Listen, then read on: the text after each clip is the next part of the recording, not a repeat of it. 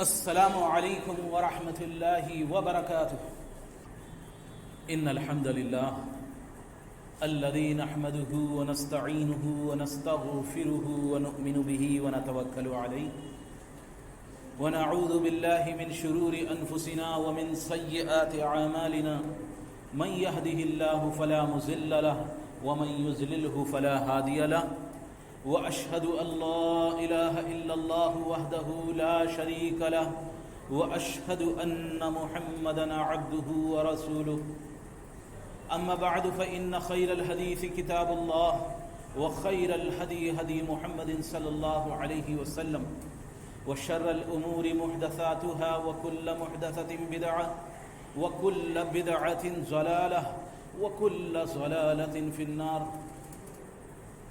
قال الله سبحانه وتعالى في القرآن المجيد والفرقان الحميد أعوذ بالله العظيم وبوجهه الكريم وسلطانه القديم من الشيطان الرجيم من همزه ونفخه ونفسه فإذا نفخ في الصور فلا انساب بینہم یومئذ ولا یتساءلون. اللہ سبحانہ و تعالیٰ کی حمد و ثنا، اس کی بڑائی، اس کی عظمت، اس کی کبریائی یقینی طور پر جتنی بیان کی جائے وہ کم ہے. بلا شبہ ساری کائنات کا پالن ہار، ساری کائنات کو روزی دینے والا، ساری کائنات کی پریشانیوں کو، مسئلوں کو حل کرنے والا، ساری کائنات پر رحم کرنے والا، بھولے بھٹکے لوگوں کو راستہ دکھانے والا، بے اولادوں کو اولاد دینے والا، پریشان حالوں کی پریشانیوں کو دور کرنے والا، بے قراروں کے دلوں کو قرار دینے والا، بلا شبہ ساری کائنات کے اندر ایک اکیلا وحدہ لا شریک لہ اکیلا سبحانہ تعالی ہی ہے. اللہ سبحانہ تعالی ہی ہے. اللہ سبحانہ تعالی ہی کی ذات ہے جو ساری کائنات کے اندر ساری کائنات کا نظام چلاتی ہے. اس نے اپنا کوئی سانجھی نہیں بنا رکھا، اپنا کوئی شریک نہیں بنا رکھا، کوئی ڈپارٹمنٹ الگ سے نہیں بانٹ رکھے. اس نے فرشتوں کو کاموں پر لگا رکھا ہے. یہ اس کی قدرت ہے، اس کی طاقت ہے، اس کی قوت ہے. یہ اس کی عظمت اور اس کی بزرگی کو بڑھا دیتی ہے. ایک فرشتہ جس کے ناخن کے اوپر اگر فرشتے کی جسد اس کے جسم پر، اصل جسم میں وہ آ جائے تو صرف اس کے ناخن پر دنیا کے سارے سمندروں کو اگر ڈال دیا جائے تو ایک قطرہ برابر بھی دائیں سے بائیں نہ ہلے. صرف اس کا ناخن، فرشتے کا ناخن اتنا بڑا ہے کہ اگر دنیا کے سارے سمندر اس فرشتے کے ناخن پر رکھ دیے جائیں تو ایک قطرہ دائیں سے بائیں نہ ہلے، ایک قطرہ نیچے نہ گرے. تو اتنے بڑے فرشتوں کو، اور کتنی تعداد ہے ان کی، کہ اللہ کے پیارے حبیب جناب محمد رسول اللہ صلی اللہ علیہ وسلم فرماتے ہیں کہ آسمانوں میں 4 انگل کے برابر، 4 انگلیوں کے برابر بھی جگہ ایسی باقی نہیں ہے جس پر کوئی فرشتہ سجدہ ریز نہیں ہے. زمینوں پر لوگوں کے کاموں کے لیے اللہ سبحانہ و تعالیٰ فرشتوں کو بھیجتا ہے. یہ دائیں بائیں کرامن کاتبین انسان کے ساتھ لگے ہوئے ہیں، پیدائش کے ساتھ لگے ہوئے ہیں. ان کی ڈیوٹی بدلتی ہے. کرامن کاتبین 2 فرشتوں کی دنیا کے اندر کتنے کروڑوں انسان آئے ہیں اور جائیں گے، کتنے دنیا میں انسان موجود ہیں. ہر انسان کے ساتھ 2 فرشتے صبح فجر کے وقت شامل ہو جاتے ہیں. وہ اس وقت فجر میں سو رہا ہوتا ہے، پڑا ہوا ہوتا ہے، تو لکھ لیتے ہیں کہ دیکھو ہم نے اسے پڑے ہوئے اس حالت میں، غفلت کی حالت میں چھوڑ کر گئے ہیں. وہ فرشتے آتے ہیں اور نئے فرشتوں کی ڈیوٹی جو ہے شروع ہوتی ہے. یہ ڈیوٹی شام تک رہتی ہے. شام کو یہ فرشتے آسمانوں کی طرف چڑھ جاتے ہیں اور نئے فرشتے ان کی جگہ 2 آ جاتے ہیں. لیکن یہ جو 2 فرشتے انسان کی زندگی کے جس دن میں شام کو چڑھے ہیں، قیامت تک ان کا نمبر دوبارہ واپس نہیں آتا. ایسا نہیں ہے کہ قیامت تک ان کا نمبر دوبارہ واپس آ جائے. ایک انسان کی زندگی میں جو صبح سے شام تک فرشتہ رہتے ہیں تو وہ اس سے دوبارہ موت سے پہلے ملاقات نہیں کریں گے. اور جو شام سے صبح تک رہتے ہیں وہ دونوں فرشتے اس سے ملاقات نہیں کریں گے موت تک. اور آسمانوں کے اندر جو سجدوں میں اللہ سبحانہ وتعالیٰ کے لیے ابد سے بالکل جہاں سے اللہ سبحانہ وتعالیٰ نے بنایا ہے اور جب تک اللہ سبحانہ وتعالیٰ دنیا کو باقی رکھے گا، تب سے جو سجدہ ریز فرشتے ہیں وہ تب سے سجدے میں ہی ہیں، ان کو کسی اور کام میں نہیں لگایا اللہ سبحانہ وتعالیٰ نے۔ جو اللہ کا ذکر کر رہے ہیں وہ اللہ کے ذکر میں ہی ہیں، جو رکوع میں ہیں وہ رکوع میں ہی ہیں، جو طواف کر رہے ہیں وہ برابر کے طواف کرنے والوں کا کہتے ہیں نمبر بھی نہیں آتا۔ جس طرح زمین پر خانہ کعبہ ہے اسی طرح آسمان پر بھی طواف ہوتا ہے۔ تو کتنی بڑی تعداد فرشتوں کی ہے اور کتنی بڑی ان کی جسد، جسم، طاقت، قوت، اس کے باوجود ان سب کو ہینڈل کرنے والا، ان سب کو چلانے والا بلا شبہ ایک اکیلا وحدہ لا شریک لہ۔ تو کیسی عظمتوں والا، کیسی بزرگی والا اللہ سبحانہ وتعالیٰ ہے، ہم نہیں جانتے۔ ہم اللہ سبحانہ وتعالیٰ کی عظمت کو ہم نے نہیں پہچانا۔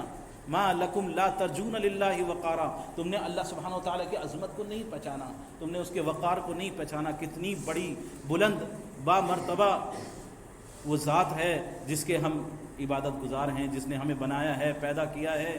ایک دن ہمیں اس دنیا سے جانا ہے۔ ہم دیکھتے ہیں کتنے لوگ پچھلے سال تھے ہمارے ساتھ اور آج ہمارے ساتھ موجود نہیں ہیں۔ ان قریب ہم ایک ایسے مہینے کی طرف بڑھ رہے ہیں جو ماہ مبارک، جسے رمضان المبارک کہا جاتا ہے، جو اعمال صالحہ کا مہینہ ہے۔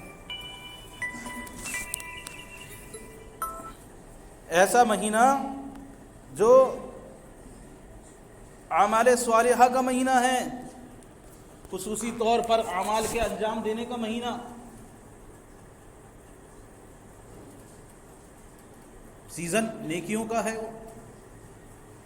لیکن اس سے پہلے کچھ تیاری کی ضرورت ہے، کچھ ذہن کو ہموار کرنے کی ضرورت ہے۔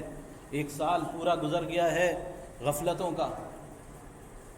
انسان عمومی طور پر عام دن میں اللہ سبحانہ وتعالیٰ کی طرف اس قدر رجوع نہیں ہو پاتا جتنا اسے رجوع ہونا چاہیے، اتنا ذہن و توجہ نہیں کر پاتا۔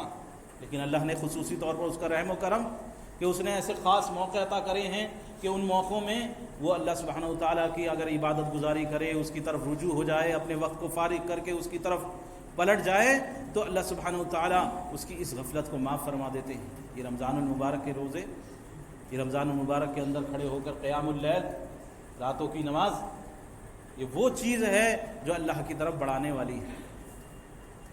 من قام رمضان ایمانا واحتسابا غفر له ما تقدم من ذنبه، اس میں رات میں قیام کیا، رمضان کے مہینے میں قیام اللیل کیا، تو اللہ سبحانہ وتعالیٰ اس کے گزشتہ تمام گناہوں کو بخش دیتا ہے۔ دوسری جگہ فرمایا من صام رمضان ایمانا واحتسابا غفر له ما تقدم من ذنبه۔ اللہ کے پیارے حبیب جناب محمد رسول اللہ کہ آپ پر بے شمار درود و سلام ہوں، آپ کے صحابہ پر، آپ کے متبعین پر، آپ کے پیروی کرنے والوں پر جو حق کے ساتھ آپ کی پیروی کریں۔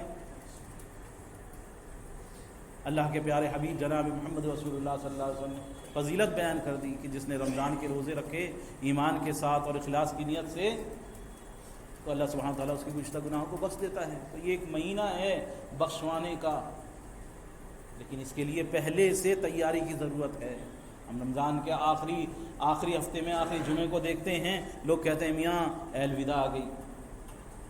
لوگوں کے مقولہ ہے، لوگ اپنی طرف سے ایک لفظ نکال رکھا ہے لوگوں نے الوداع، حالانکہ حقیقی طور پر زندگی کا ہر لمحہ، ہر دن الوداع ہے، وہ پلٹ کے دوبارہ نہیں آئے گا۔ لیکن رمضان کے اعتبار سے وہ آخری جمعہ ہوتا ہے، پھر اس کے بعد آخری ہفتہ ہوتا ہے، آخری اتوار ہوتی ہے، آخری پیر ہوتی ہے، تو کہتے ہیں جی رمضان ودا ہو رہا ہے، الوداع کہلاتا ہے۔ اب جس طرح الوداع آتا ہے اسی طرح اب ہم اس ہفتے کے اندر، اس ویک کے اندر داخل ہونے والے ہیں جو پورے سال کے اعتبار سے الوداع ہے۔ رمضان کے بس یہ دن رمضان سے پہلے پھر دوبارہ نہیں آئیں گے۔ آنے والی پیر، آنے والی اتوار، آنے والی منگل، بدھ، جمعرات، جمعہ، یہ دوبارہ نہیں آئیں گے رمضان سے پہلے۔ بس یہ ہفتہ پورا آخری ہی ہے، تو اس سے پہلے ضروری ہے کہ کچھ ذہن کو ہموار کریں، کچھ توجہ کریں اللہ سبحانہ وتعالیٰ کی طرف، کچھ تیاری کر لیں کہ ہمارے سامنے کیا آ رہا ہے۔ سیزن آتا ہے، سیزن سے پہلے لوگ اسٹاک چیک کرتے ہیں کہ دیکھو میاں سیزن آ رہا ہے، اس حساب سے تیاری کر لی، سیٹنگ کرنی ہے کاروبار کی، اس حساب سے انسان سیٹ کر لیتا ہے سیزن کے اعتبار سے۔ کہ میاں سیزن ہے، اس سے پہلے سیزن میں پورا کا پورا ہم استفادہ، پورا کا پورا فائدہ حاصل کریں، کچھ اس طرح سیٹنگ کر دیں کہ سیزن کے اندر کوئی چیز ایسی نہ ہو کہ ہم جو ہے بعد میں ہمیں افسوس ہو کہ میاں یہ چیز رہ گئی، اس ٹائم یہ ذرا سا اور دھیان کر لیتے، پہلے سے ذرا دھیان کرتے کہ چلو آئندہ کریں گے، نہیں، ایسا کچھ چیز نہ رہ جائے آدمی کو بعد میں افسوس نہ ہو۔ تو اس سیزن کے لیے تیاری کی ضرورت ہے۔ بس اس کے لیے، اس کے تعلق سے میں نے جب احادیث کی طرف دیکھا تو اللہ سبحانہ وتعالیٰ نے وہ سامنے میرے، اللہ کا حکم ہوا کہ ایک ایسی حدیث میرے سامنے گزری کہ بس وہ ایک حدیث ہی کافی ہے کہ اگر ہم اس کو سمجھ لیں، طویل لمبی حدیث جس میں اللہ کے رسول صلی اللہ علیہ وسلم نے 17 لوگوں کا ذکر کیا ہے جن کے دنیا اور آخرت کی پریشانیوں کے اندر، ان کے معاملات کے اندر، ان کی پریشانیوں کے اندر، ان کے اعمال صالحہ جو انہوں نے دنیا میں انجام دیے تھے، وہ اعمال ان کے لیے پریشانی سے نجات کا ذریعہ بن گئے۔ ایسے 17 لوگوں کا اللہ کے رسول صلی اللہ علیہ وسلم نے ذکر فرمایا ہے۔ یہ حدیث، اس حدیث کے تعلق سے امام ابن قیم رحمۃ اللہ علیہ نے فرمایا کہ یہ وہ حدیث ہے جو اتنی اہمیت کی حامل ہے کہ ہر مسلمان کو یہ حدیث ذہن میں رکھنی چاہیے۔ لمبی طویل حدیث ہے، نہیں یاد رہتی، نہیں ذہن میں رہتی، لیکن امام ابن قیم کہتے ہیں کہ ہر مسلمان کو دھیان کرنی چاہیے اپنے عمل کے اعتبار سے، اپنے عمل کو چیک کرنے کے اعتبار سے، اپنے عمل کے لیے تیاری کرنے کے اعتبار سے، شوق کے اعتبار سے عمل صالحہ کی، وہ تمام اعمال جو خالصاً اللہ سبحانہ وتعالیٰ کی رضا کی خاطر انسان انجام دے۔ فرائض کے بعد وہ تمام اعمال جو خالصاً اللہ سبحانہ وتعالیٰ کی رضا کے لیے اللہ کے نبی صلی اللہ علیہ وسلم کے طریقے پر انسان انجام دیتا ہے، وہ اعمال آخرت میں، دنیا میں انسان کے کام آتے ہیں، اس سے اس کے مسائل حل ہوتے ہیں۔ حافظ ابو موسیٰ مدینی محدث ہیں، انہوں نے اپنی ایک کتاب وہ اعمال جو جنت میں لے جانے والے ہیں، وہ خصلتیں جو جنت میں لے جانے والی ہیں، ان کی ترغیب، اور وہ عمل جو جہنم میں لے جانے والے ہیں ان کے لیے ڈراوا، ان کے لیے ترغیب، یہ کتاب لکھی ہے۔ اور اس کے اندر اس حدیث کو انہوں نے حسن قرار دیا ہے۔ اس کے تعلق سے امام ابن تیمیہ رحمۃ اللہ علیہ نے فرمایا کہ یہ عظیم ترین حدیث ہے، ایک عظیم حدیث ہے، بہت بڑی اور عظمت والی حدیث ہے، تو یہ حسن درجے کی حدیث ہے۔ اس کو کہا بھائی سعید بن مسیب رحمۃ اللہ علیہ وہ روایت کرتے ہیں، کس سے؟ عبد الرحمن بن سمرہ بن جندب رضی اللہ تعالیٰ عنہ سے، فرماتے ہیں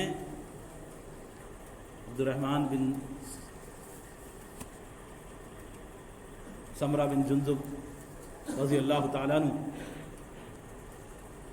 کہ ہم رسول اللہ صلی اللہ علیہ وسلم کو، ہمارے پاس آپ تشریف لائے، ہم مدینے میں صفہ میں تھے، مدینے میں ایک چبوترا ہے، ایک جگہ ہے مدینے کے اندر واقع، آپ مسجد نبوی میں جائیں تو پیچھے کی طرف بائیں حصے کی طرف، یعنی کمر اگر قبلے کی طرف رخ کر لیں تو آپ کے بائیں حصے کی طرف اگر آپ پیچھے کی طرف جائیں تو آپ کو چبوترا وہ حصہ ملے گا مسجد نبوی میں۔ وہ مدینے کے اندر واقع تھا یہ حصہ، جہاں پر اصحاب صفہ رہا کرتے تھے۔ تو کہا کہ ہم وہاں پر تھے، اللہ کے رسول صلی اللہ علیہ وسلم ہمارے پاس تشریف لائے، اور آپ نے فرمایا کہ میرے ساتھ کل رات میں نے بہت ایک عجیب و غریب چیز دیکھی ہے، ایک عجیب و غریب واقعہ میرے ساتھ پیش آیا ہے، یا میں نے ایک عجیب و غریب چیز دیکھی ہے۔ آپ نے بیان فرمایا کہ میں نے دیکھا کہ ایک شخص جس کے پاس ملک الموت آئی ہے، موت کے فرشتے اس کے پاس آ گئے ہیں اور اس کی روح قبض کرنے والے ہیں، بس قریب ہے کہ اس کی روح قبض کر لیں، لیکن والدین کے ساتھ حسن سلوک، اپنے ماں باپ کے ساتھ اچھا سلوک وہ آیا اس کا، والدین کے ساتھ حسن سلوک اس کا آیا اور اس نے اس کو ملک الموت سے چھڑا کر آزاد کروا دیا. ملک الموت کا فرشتے واپس لوٹ گئے. والدین کے ساتھ حسن سلوک انسان کی عمر کو بڑھاتے تھے ہیں، لیکن بہت کم تر چیز ہے. آج کل تو والدین کے ساتھ یہ نہیں کہا جا سکتا کہ میاں کیا معاملہ ہے. بہت تکلیف کا معاملہ ہے. جہاں والدین اور اولاد کے معاملہ دیکھ لیا جائے، والدین کے ساتھ حسن سلوک کا معاملہ دیکھ لیا جائے، تو اولاد کا حال تو یہی ہے کہ والدین کو نوکر کی طرح بالکل سمجھتے ہیں، کیا ان کے ساتھ معاملہ کرتے ہیں. لیکن یہ چیز ایسی ہے، اگر وہ اچھا سلوک کریں، ان کا حق ادا کریں. قرآن تو کہہ رہا ہے کہ ان کے آگے اپنے کندھوں کو جھکا لو، اف بھی مت کرو. لیکن اب تو بہت کچھ ہوتا ہے، اف کی تو بات ہی چھوڑ دیجئے. تو فرمایا کہ میں نے یہ معاملہ دیکھا ایک شخص کے ساتھ. فرمایا ایک آدمی کو دیکھا میں نے کہ اس کو عذاب قبر نے پکڑ لیا ہے. قبر کے اندر عذاب نے اس کو پکڑ لیا ہے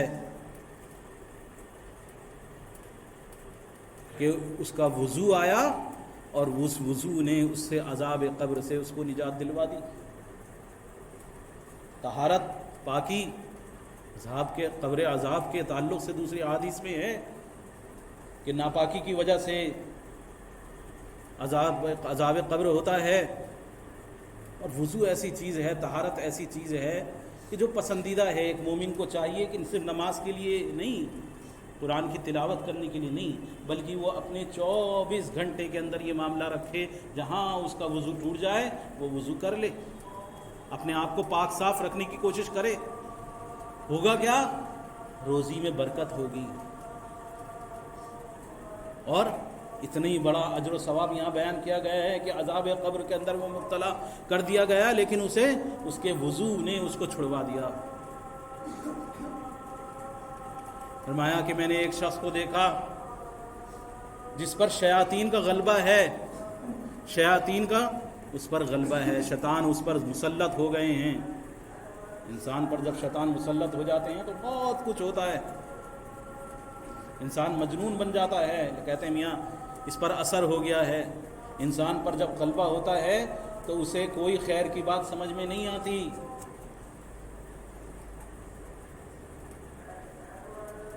وہ دور ہو جاتا ہے اللہ کی رحمت سے، وہ دور ہو جاتا ہے اللہ سے. تو میں نے ایک شخص کو دیکھا کہ اس پر شیاطین کا غلبہ ہے.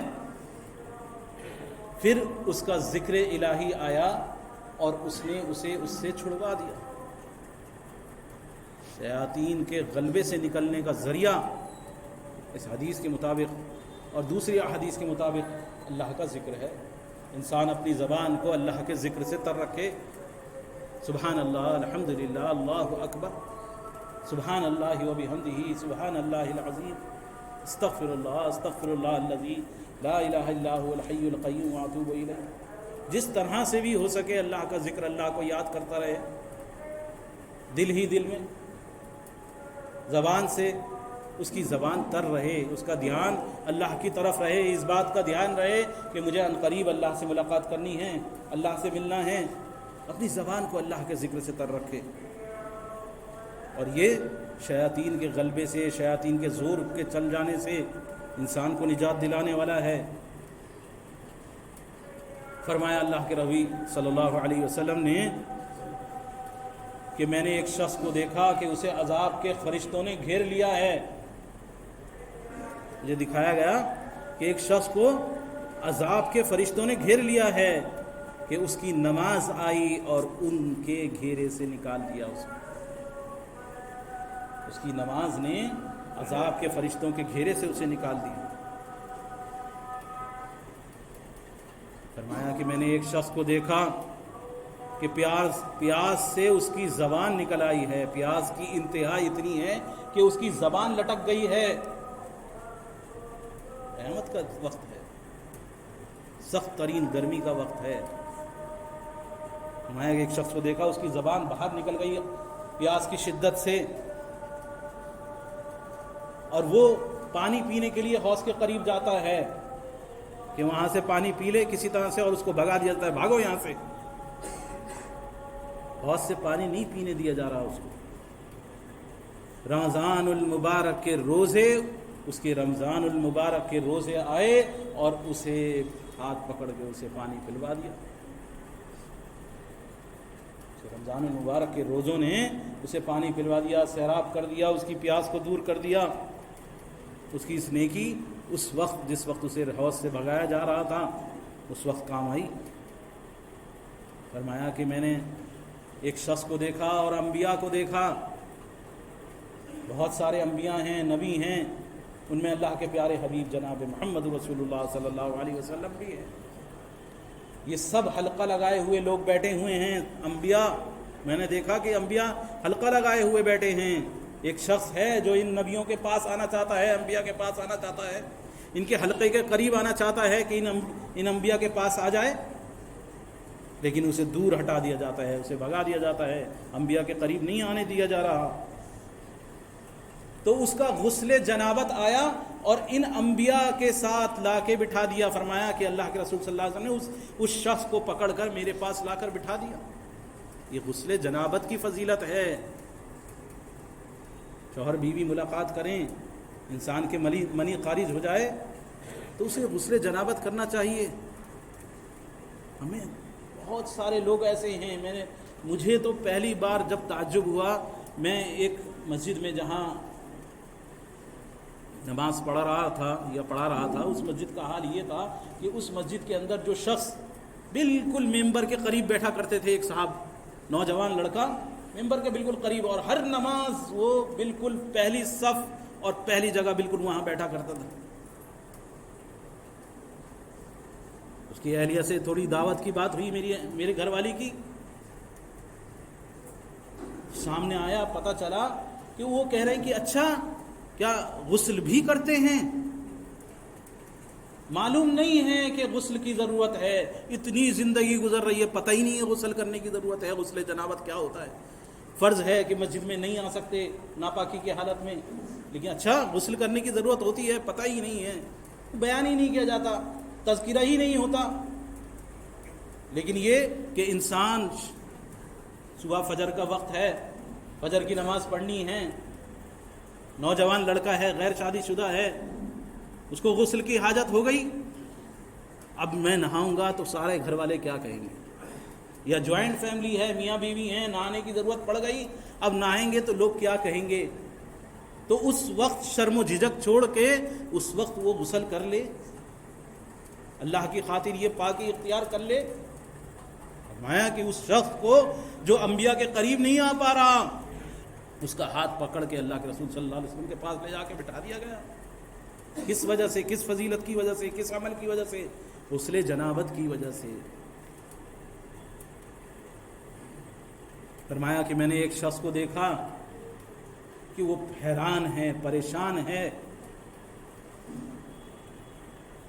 اس کے آگے اندھیرا ہے، تاریکی ہے اس کے آگے، اس کے پیچھے اندھیرا ہے، اس کے دائیں اندھیرا ہے، اس کے بائیں اندھیرا ہے، اس کے اوپر اندھیرا ہے اور اس کے نیچے اندھیرا ہے، اندھیرے ہی اندھیرے کے اندر گرفتار ہے۔ وہ بہت زیادہ پریشانی کے اندر مبتلا ہے، تاریکی کے اندر مبتلا ہے کہ اس کا حج اور عمرہ، یہ نیکی اس کی آئی اور اسے اس اندھیرے سے نکال کر نور میں اس نے داخل کر دیا۔ قبر کا اندھیرا خطرناک اندھیرا ہے۔ نیکیاں ہی ہیں جو حقیقی طور پر کام آنے والی ہیں انسان کی۔ تو اس کے حج اور عمرے نے اسے اس اندھیرے سے نکال دیا باہر۔ فرمایا اللہ کے پیارے حبیب جناب محمد رسول اللہ صلی اللہ علیہ وسلم نے کہ میں نے ایک شخص کو دیکھا کہ آنکھ کی لپٹیں اور شعلے اس کی طرف بڑھ رہے ہیں، اور وہ اپنے ہاتھوں سے آنکھ کا بچاؤ کر رہا ہے، آنکھ سے بچنے کی کوشش کر رہا ہے، اپنے ہاتھوں کو لا کے اور کسی طرح آنکھ سے بچ جاؤں، اپنے ہاتھوں کو آگے کر کے آنکھ کی لپٹوں کی طرف، آنکھ کے شعلوں کی طرف اپنے ہاتھوں کو لے کے جا رہا ہے کہ کسی طرح ہاتھوں سے اپنے آپ کو بچا لوں آنکھ سے۔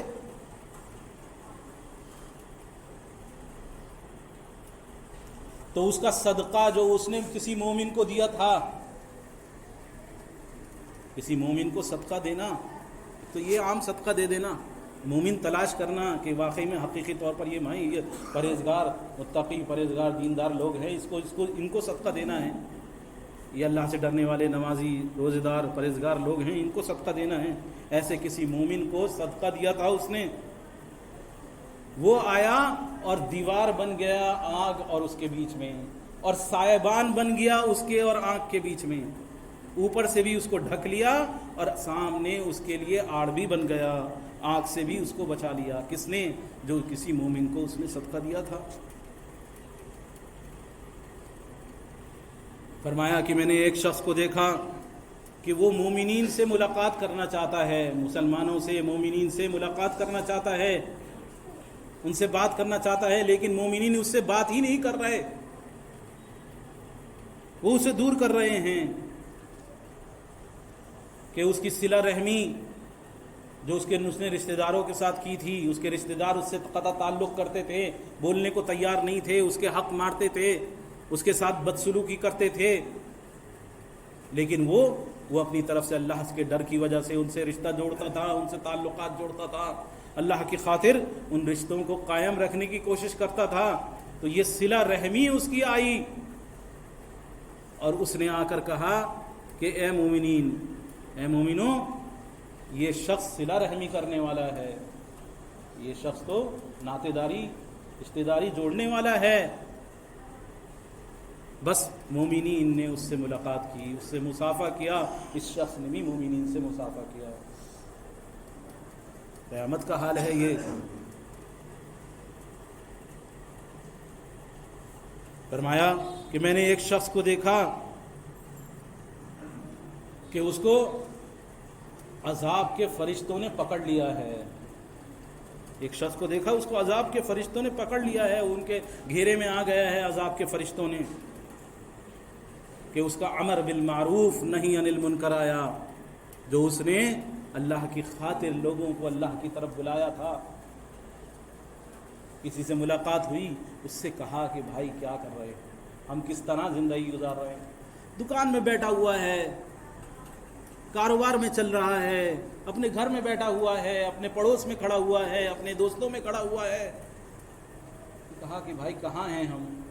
اللہ کے بندوں کو اللہ کی طرف بلانے کی کوشش کی، برائیوں سے روکنے کی کوشش کی، تو یہ امر بالمعروف نہیں عن المنکر، یہ نیکی اس کی آ گئی اور اس کو عذاب کے فرشتوں کے گھیرے سے نکال کر رحمت کے فرشتوں کے گھیرے میں لے گئی۔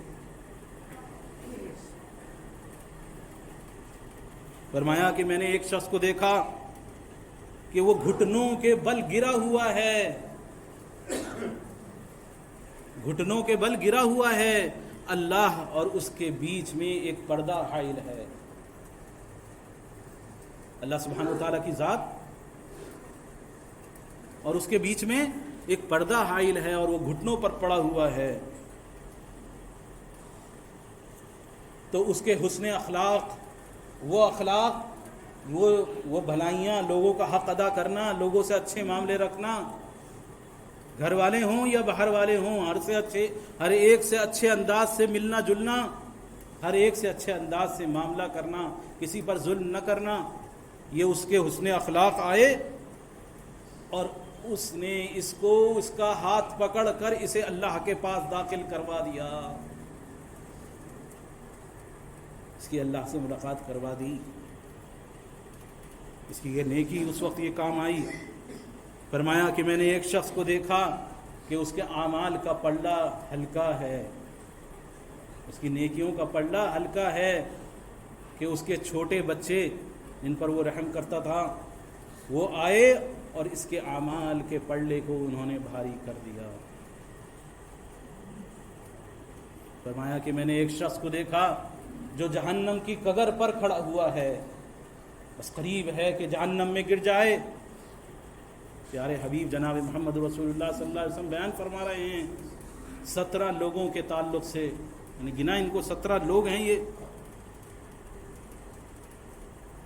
فرمایا کہ ایک شخص کو دیکھا کہ وہ جہنم کے بالکل کگر پر کھڑا ہوا ہے، بالکل اس کے یہ بس قریب ہے کہ وہ جہنم میں گر جائے، تو اس کی امید الہی جو اللہ سے اس نے امیدیں باندھ رکھی تھیں، اچھی اچھی امیدیں، بھلی امیدیں وہ آئیں اور بس اس کو وہاں سے نجات دلوا دی اور یہ شخص آگے بڑھ گیا۔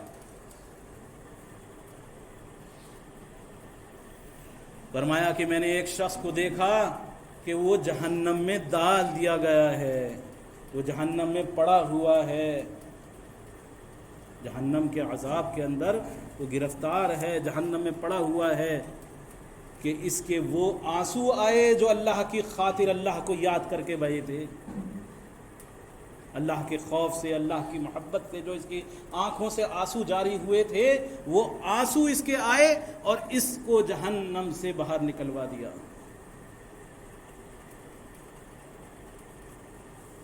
فرمایا کہ میں نے ایک شخص کو دیکھا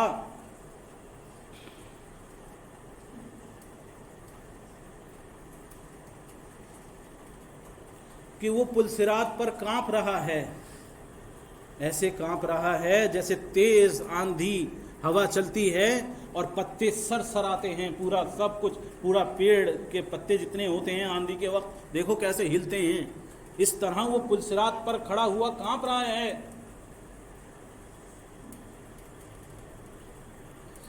کہ اس کے حسن ظن آیا اللہ سبحانہ وتعالیٰ سے، اچھی امیدیں یا اچھا سوچنا، پازیٹیو تھنکنگ، اس نے جو ہمیشہ اچھا سوچنے کی کوشش کری۔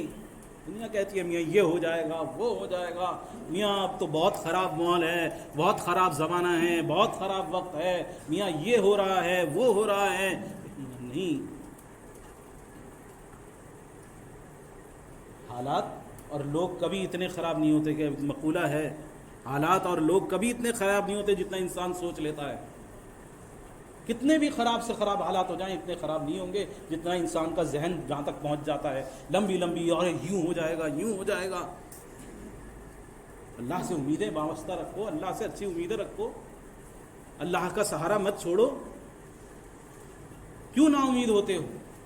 تو اس کا حسن ظن آیا اور اس نے اسے اس پل صراط پر ساکن کر دیا، یہ سکون میں آ گیا، جو بالکل تڑپ رہا تھا، ہل رہا تھا، اس کے سکون، اس کو ساکن کر دیا اس حسن ظن نے، اس کی اس نیکی نے۔ فرمایا اللہ کے پیارے حبیب جناب محمد رسول اللہ صلی اللہ علیہ وسلم نے، میں نے ایک شخص کو دیکھا جو پل صراط پر رینگ رہا ہے، کبھی کھڑا ہوتا ہے، کبھی گرتا ہے،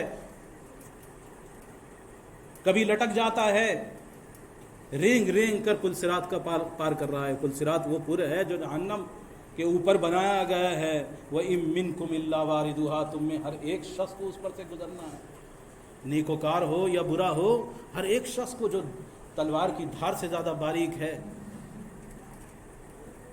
اندھیرا ہے اس پر، انسان کے صرف اعمال کی روشنی ہونی ہے، اس کے کنارے کانٹے نکلے ہوئے ہیں پھاڑ ڈالنے والے، جن کانٹوں سے انسان پھٹ کر اور کٹ کر جہنم کے اندر جا کے گرے گا۔ جس کی نیکیاں کم ہوں گی، جس کا اللہ سے تعلق خراب ہوگا، جس کے اعمال خراب ہوں گے، اس کا حال پل صراط پہ یہ ہوگا۔ تو فرمایا کہ میں ایک شخص کو دیکھا، میں نے، مجھے دکھایا گیا کہ وہ شخص پل صراط پر رینگ رہا ہے، کبھی لٹکتا ہے، کبھی گرتا ہے، کبھی اٹکتا ہے، تو اس کے پاس مجھ پر بھیجے گئے درود و سلام، اللہ کے پیارے حبیب جناب محمد رسول اللہ صلی اللہ علیہ وسلم پر جو اس نے درود و سلام بھیجے تھے، جو درود و سلام پڑھے تھے، وہ نیکی آئی اور اسے پل صراط پار کرا دیا۔ فرمایا کہ میں نے ایک شخص کو دیکھا جو سب پریشانیوں کو حل کر کے، سب مسئلوں کو حل کر کے جنت تک پہنچ گیا ہے، لیکن یہ جنت پر پہنچا اور جنت کا دروازہ اس پر بند کر دیا گیا ہے، جنت میں داخل نہیں ہونے دیا جا رہا، اسے جنت کا دروازہ اس کے لیے نہیں کھل رہا، یہ پریشان ہے کہ جنت میں کیسے جاؤں، اور جنت کا دروازہ بند کر دیا گیا ہے کہ یہاں سے جاؤ۔ تو اس وقت اس کی نیکی، شہادت جو اس نے گواہی دی تھی کلمہ لا الہ الا اللہ کی، اللہ کے سوا کوئی معبود نہیں، کسی کی پوجا نہیں کی، کسی سے منتیں طلب نہیں کی، کسی سے آرزویں نہیں باندھی، اللہ کے سوا کسی اعتبار سے اس کی ذات کے ساتھ کسی کو شریک نہیں ٹھہرایا تھا، تو اس کی یہ شہادت اس وقت یہ آئی اور اس نے جنت کا دروازہ کھلوا کر اس کو جنت میں داخل کروا دیا۔ یہ اللہ کے پیارے حبیب جناب محمد رسول اللہ صلی اللہ علیہ وسلم نے 17 لوگوں کا تذکرہ فرمایا ہے۔ امام ابن قیم کہتے ہیں کہ لوگوں کو یاد ہونا چاہیے، یہ چیزیں لوگوں کو ذہن میں رکھنی چاہیے۔ امام ابن تیمیہ کہتے ہیں کہ عظیم و ترین حدیث ہے، اس ضرورت ہے عمل صالحہ پر کڑے ہونے کی، جبکہ ہم اتنے قریب ہیں رمضان کے۔ ہمارے دل دنیا کی محبت سے، دنیا کے اندر جتنے ہم زیادہ گھسے ہوئے ہیں اس سے بالکل آلودہ ہو چکے ہیں، گندے ہو چکے ہیں۔ رمضان کا ہی وہ مبارک مہینہ ہے جب انسان تھوڑا سا کھنچ کے، ہر انسان ماحول کے اعتبار سے اللہ کی طرف آتا ہے۔ اس کے لیے تیاری کرنے کی ضرورت ہے، اس کے لیے گڑ گڑانے کی ضرورت ہے، اللہ سے مانگنے کی ضرورت ہے کہ اللہ ہمیں عافیت کے ساتھ رمضان میں پہنچا دے، اور پھر رمضان کا کما حق جیسا حق ہے ویسا ہم سے ادا کروا دے۔ دعائیں کرنے کی ضرورت ہے، اللہ سے مانگنے کی ضرورت ہے۔ تابعین، صحابہ، ان کے معاملات، ان کے دل اتنے صاف ہوا کرتے تھے، وہ قرآن پاک کی کچھ آیتیں سن کے ان کا حال یہ ہوتا تھا کہ وہ ان کے دل کانپ جاتے تھے۔ امام ترمذی نے لکھا ہے زرارہ رحمۃ اللہ علیہ کے تعلق سے، وہ بیان فرماتے ہیں کہ بنہر بن حکیم رضی اللہ تعالیٰ کہتے ہیں ہمارے ساتھ نماز میں شامل تھے، زرارہ رحمۃ اللہ علیہ تابعی ہیں، ہمارے ساتھ نماز میں تھے۔ فَإِذَا نُفِخَ فِي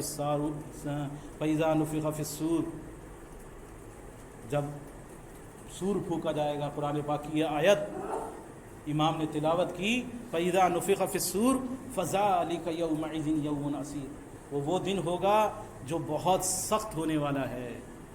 عَلَى الْكَافِرِينَ غَيْرُ يَسِيرٌ، اللہ کے نافرمانوں پر وہ دن آسان نہیں ہوگا، بہت سخت دن ایک آنے والا ہے۔ میں نے کہ آیتیں سنی اور زرارہ رحمۃ اللہ علیہ کا حال یہ تھا کہ وہ بے ہوش ہو کر غش کھا کر گر پڑے، دل پر لیتے تھے قرآن پاک کی آیتوں کو، اللہ کے فرمان کو، اللہ کے رسول صلی اللہ علیہ وسلم کے فرمان کو۔ کہا کہ اس کے بعد ہم نے انہیں اٹھایا تو کوئی فائدہ نہیں ہوا، ان کی روح قبض ہو چکی تھی۔ دل صاف تھے ایک دم، حدیث سنتے تھے، اس پر عمل کرنے کی کوشش کرتے تھے، قرآن پاک کی آیت سنتے تھے، ان کے دل کانپ جاتے تھے۔ آج ہمارے دل سخت ہو چکے ہیں، آج ہمارا حال یہ ہے کہ ہمارے دلوں میں بہت سختی آ چکی ہے، آج ہمارے دلوں پر وہ اثر نہیں ہوتا۔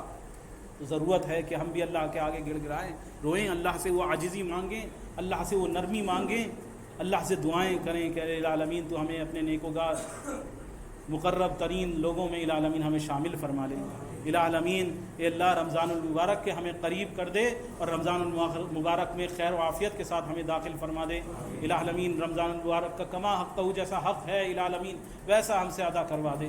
العالمین اے اللہ پوری زندگی اے اللہ تیری نافرمانی میں گزری ہے، بے دہانی بے توجہی کے ساتھ زندگی گزری ہے، اے اللہ ہمارے اس جرم عظیم کو معاف فرما دے، اے اللہ ہماری غفلتوں کو معاف فرما دے، اے رب العالمین تو ہماری توبہ کو قبول فرما، اے اللہ تو ہمارے تمام گناہوں کو معاف فرما، اے اللہ دن کے اجالے میں، رات کے اندھیرے میں، جان کر انجانے میں، العالمین جان کر انجانے میں جس طرح بھی انداز سے ہم نے گناہ کیے ہیں اے اللہ تو بخوبی جانتا ہے، اللہ تو سب کچھ جانتا ہے، اے العالمین ان کو معاف فرما دے، درگزر فرما دے، اللہ تو غفور الرحیم ہے، اے رب العالمین اے اللہ تو تواب ہے، اے اللہ بار بار پلٹ کے توبہ کرنے والوں کی توبہ کو قبول کرتا ہے۔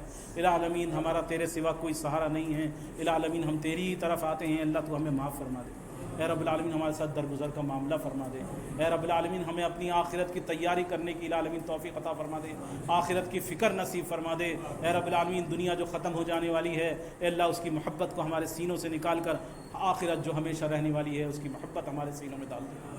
اے رب العالمین جو پریشان حال ہیں اللہ ان کی پریشانیوں کو دور فرما دے، اے اللہ جو بے اولاد ہیں انہیں نیک سوال اولاد عطا فرما دے، اے اللہ جو کسی بھی طرح کے مسئلے میں گرفتار ہیں اے اللہ سب کے مسائل کو اور ہمارے مسائل کو اللہ تو بخوبی جانتا ہے، اے رب العالمین اے اللہ سب کے اللہ رب العالمین مسائل کو دور فرما دے، ان کے مسائل کو حل فرما دے، العالمین سب کے ساتھ خیر و بھلائی کا معاملہ فرما دے، اے اللہ ہمارے لیے دنیا بھی آسان فرما دے اور آخرت بھی آسان فرما دے، دنیا اور آخرت دونوں جہانوں کی بھلائیاں العالمین ہمیں نصیب فرما دے، اے رب العالمین اے اللہ تو ہمارے تمام گناہوں کو معاف فرما کر ہم سب کا خاتمہ اے اللہ ایمان پر فرما دے، آمین یا رب العالمین۔ استغفر اللہ لی قولی ھذا ولسائر المؤمنین من کل ذنب واستغفروا انہ هو الغفور الرحیم۔